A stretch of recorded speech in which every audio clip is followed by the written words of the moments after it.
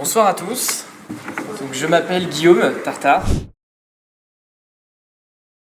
Je suis venu aujourd'hui vous parler d'un sujet particulier puisqu'il s'agit effectivement de l'art. L'art, c'est un secteur essentiel dans nos vies, notamment au niveau culturel, au niveau sociétal, au niveau politique. Qu'en pense le gouvernement à propos de cela, du fait qu'il ait dit que nous n'ayons pas besoin de l'art, que ce n'était pas un secteur culturel? Vous l'aurez compris, je ne partage absolument pas cette opinion. Une chose importante, avant de commencer, savez-vous combien y a-t-il d'artistes en France? 1,5 million. Sur ces 1,5 million, savez-vous combien vivent de leur art? Alors vous allez peut-être me dire 100 000, un petit peu moins, 10 000, encore moins, 1000, il n'y est toujours pas. Actuellement, il y a 450 artistes sur 1,5 million qui vivent de leur art. Alors effectivement, c'est un secteur où il y a beaucoup de candidats pour très peu d'élus. Pourquoi? C'est simple. Aujourd'hui, les galeries, particulièrement les galeristes, sont ceux qui ont le pouvoir sur les carrières artistiques des artistes. Je m'explique. Quand vous allez en tant qu'artiste dans une galerie pour faire exposer votre art, on va vous poser plusieurs questions essentielles. Par exemple, est-ce que vous avez des diplômes? Est-ce que vous avez une formation académique? Est-ce que vous avez fait les beaux-arts? Ou alors encore, est-ce que vous avez tout simplement une expérience dans le domaine artistique? Si vous ne remplissez pas ces critères, sachez-le, c'est la porte. C'est pour ça qu'il y a seulement 450 artistes qui peuvent exposer dans le milieu artistique. J'ai décidé du coup de créer, avec mes associés, un projet nommé ArtGapi.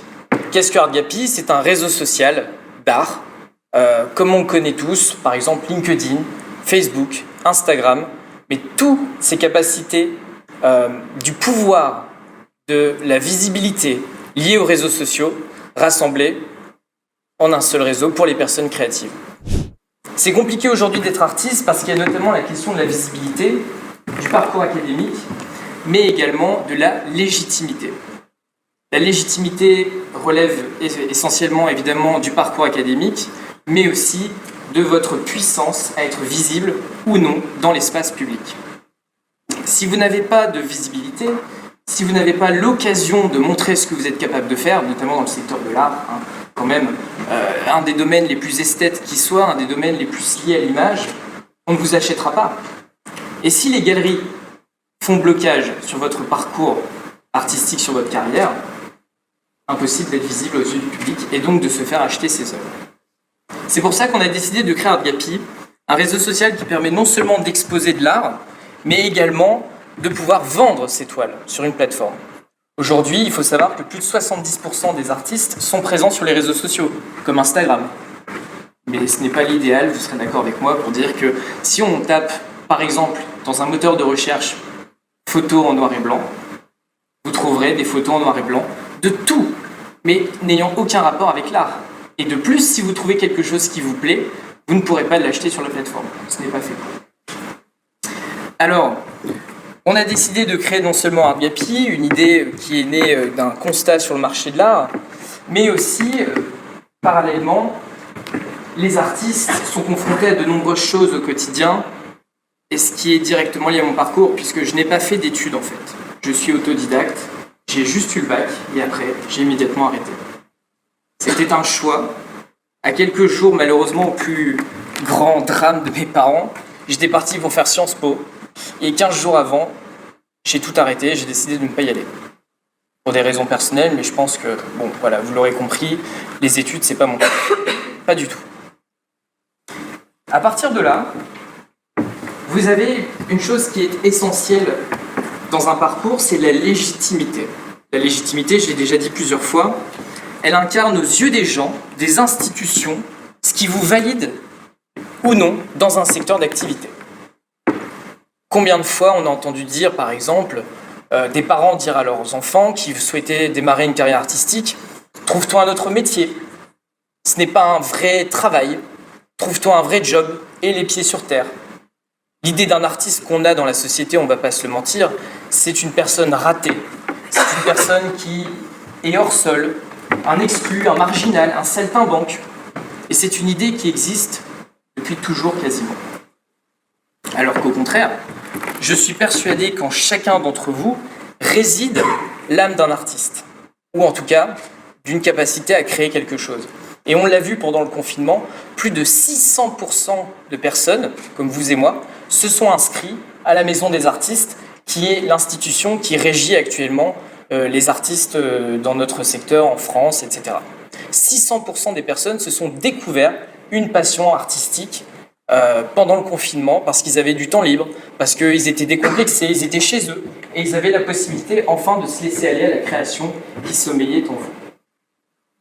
Alors, pourquoi je vous dis ça ?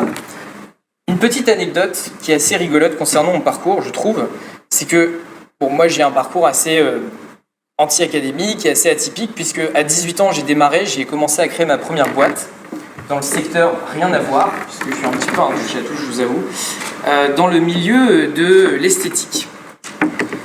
On avait démarré en fait la première application, comme peut-être vous connaissez, Treatwell. Donc c'est une application qui permet d'avoir des coiffeurs quand vous le souhaitez, où vous voulez, n'importe quand, n'importe où. Eh bien, voilà, donc c'est moi à l'origine, le circuit de distribution de Treatwell concernant la coiffure. Le talent, c'est la méritocratie. Et c'est ce que je défends ardemment avec mon projet. C'est-à-dire qu'il n'y a pas besoin d'avoir particulièrement des talents, ou particulièrement, je dirais plutôt même, la légitimité d'un personnage, d'un travail, est uniquement due à son rendu. Je vous prends tel que vous êtes. Moi, dans ma boîte, quand on me demande qu'est-ce que vous souhaitez dans la vie, etc., qu'est-ce qu'il faut comme diplôme pour rentrer chez vous, je réponds toujours le diplôme passion. Parce que c'est celui qui compte le plus, et on le sait tous au fond de nous, mais c'est pas quelque chose de politiquement correct, parce qu'il faut avoir des bachelors, des diplômes, des masters, etc., des MBA, même pour certains. Alors que ces gens-là, aujourd'hui, je leur apprends à faire parfois un business plan. Parce qu'ils ont besoin d'avoir tous les outils qu'ils ont eus en cours, c'est-à-dire de devoir utiliser un ordinateur, il faut que j'ai tel truc, il faut que j'ai ça, machin, dans mon tableur, tac, tac, tac. Oui, non, il nous faut là maintenant le business plan. Ça, ils savent pas faire. Donc voilà. Et enfin, pour conclure ce petit TEDx avec vous, je suis ravi d'avoir fait d'ailleurs, il y a quand j'étais à l'école, une anecdote qui m'est arrivée également. Quand j'ai annoncé à mes parents que je ne voulais pas faire d'études,